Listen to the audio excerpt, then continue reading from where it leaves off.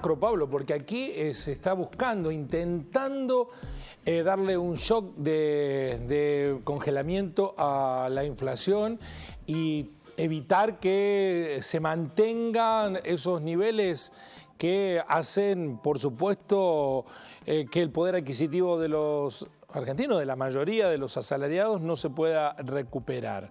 La pregunta del millón es, ¿se ataca el mal o la consecuencia del mal?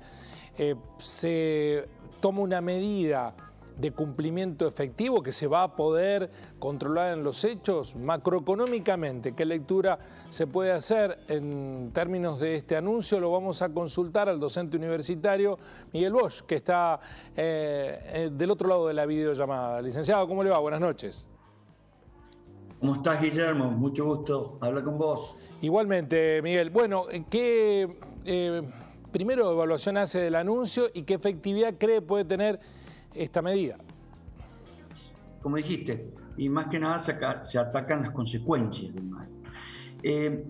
La clave de un programa de control de precios, la clave es la temporalidad, ¿sí? Si se sostiene en el tiempo, se generan todos los mecanismos para saltarlo. Esa es una. La segunda es la causa que lo genera, qué dimensión tiene. Y lo vamos a poner con un ejemplo de un tren, a los dos casos que te acabo de decir. Si yo vengo con un tren relativamente manejable a su velocidad y le pongo un tronco, para llamarlo burdamente, lo puedo frenar. Pero si el tren sigue funcionando, al tronco lo va a terminar rompiendo, ¿sí? Lo va a terminar rompiendo o lo va a desplazar. Y por otro lado, si el tren viene a altísima velocidad, directamente lo rompe y no tiene funcionamiento. En este caso, la analogía sería el sistema de control de precios. Lamentablemente nosotros tenemos una larga historia. No necesariamente tiene que ser malo el control de precios, aunque algunos críticos, que en algún caso puedo tener yo también opinión, bueno, lo dicen porque evita que exista un mecanismo de información que se da a través de precios. Pero por supuesto, el mercado no solamente es un mecanismo de información que brinda información a través de los movimientos de los precios, sino que también, de alguna manera, es el encuentro virtual entre compradores y vendedores, y si los vendedores tienen, de alguna manera, este poder de fijación de precios, se lo trasladan al consumidor. Entonces, yo creo que hay, en ese sentido, dos partes para analizar. Sí es cierto que se rompe ese mecanismo de información y entonces oferentes y demandantes no se van a poder encontrar porque ese mecanismo de información está fallando. Ahora bien, si es de corto plazo, puede resultar efectivo y de hecho ha resultado efectivo. En el caso de la Argentina, yo creo que el tren viene a altísima velocidad y ya hace rato que viene a esa velocidad. Por eso creo que más allá de circunstancias muy de corto plazo, incluso porque se han anticipado incrementos, probablemente, en realidad lo voy a decir, probablemente se hayan anticipado, porque no tengo certeza, pero probablemente se hayan anticipado estas medidas, entonces ya la inflación o las variaciones de precios fueron ex ante de la aplicación de precios. Miguel, la idea de que no sea impuesto sino acordado, ¿le da otra efectividad a la medida? Si a mí me dice alguien con un arma en la cabeza que yo tengo que entrar a robar y robo, ¿es un acuerdo voluntario? No, yo he perdido soberanía. Puedo ser libre, entre comillas, pero no soberano. Y acá no creo que haya soberanía absoluta. Hay una fuerte imposición. Yo creo que los que se sientan en esa mesa, no sé hasta qué punto son absolutamente soberanos en la toma de decisiones.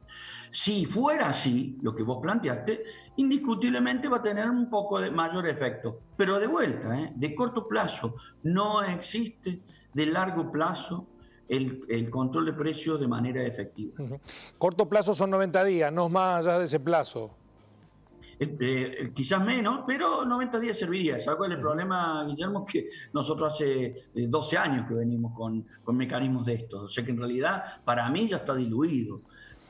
Va a tener un escaso efecto, indiscutiblemente. Y creo yo más que nada porque presumo que se anticiparon estos ingresos.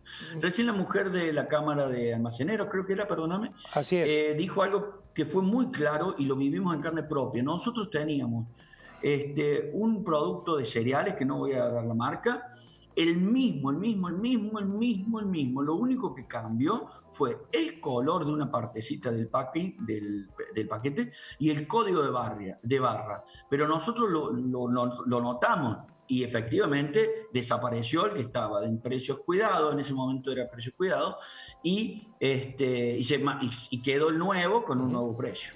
Y lo último, Miguel, ¿puede esperarse que se encuentre la solución con quienes son parte del problema? Porque recién usted mencionaba que esto ataca la consecuencia y no la causa. Y la causa está en la cartelización y en meter mano a esa madeja que es el núcleo del problema.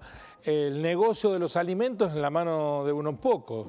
¿Pueden ser los responsables del problema los vehiculizadores de la solución? Sí, pero yo te voy a incorporar una parte más, porque la cartelización genera incrementos de nivel de precio, pero no permanentemente. O sea, tenemos que tener en cuenta que sí tienen la capacidad de trasladar precios. Eso es cierto, los incrementos, y eso está claro, pero hay un efecto que ya es sistémico. En esa mesa las dos partes generan inflación. Si creemos todavía que la emisión no genera inflación, vos acordate este ejemplo y este número.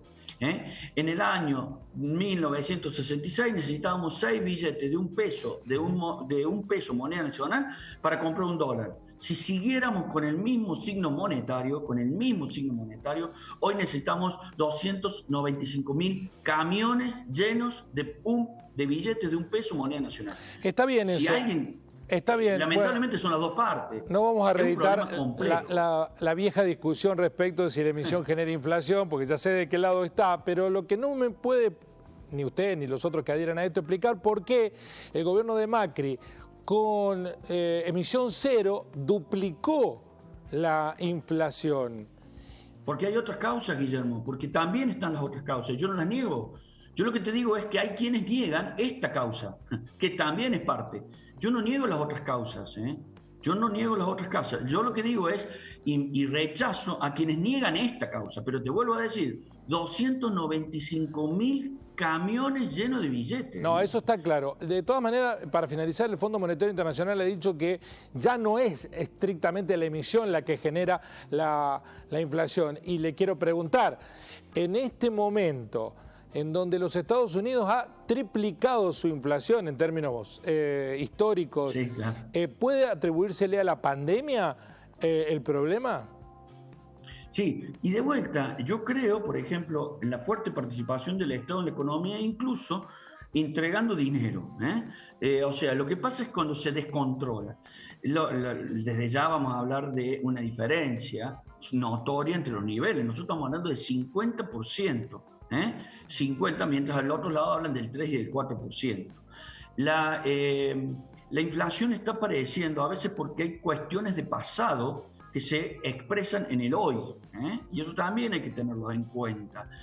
Y de vuelta te vuelvo a decir, si querés discutimos cuando quieras, por qué en un momento que no hubo emisión sí hubo inflación, porque sí están las causas que también eran del pasado y de ese gobierno, porque yo no defiendo ese gobierno. Lo que sí creo, y volviendo a lo anterior, es, hubo emisión en todo lado del mundo, pero hubo medidas que para prever el control de la inflación, y en Argentina no. Miguel, muchísimas gracias como siempre por ayudarnos a entender la realidad. Gracias a vos, muchas gracias, Guillermo. Buenas noches, así son las cosas.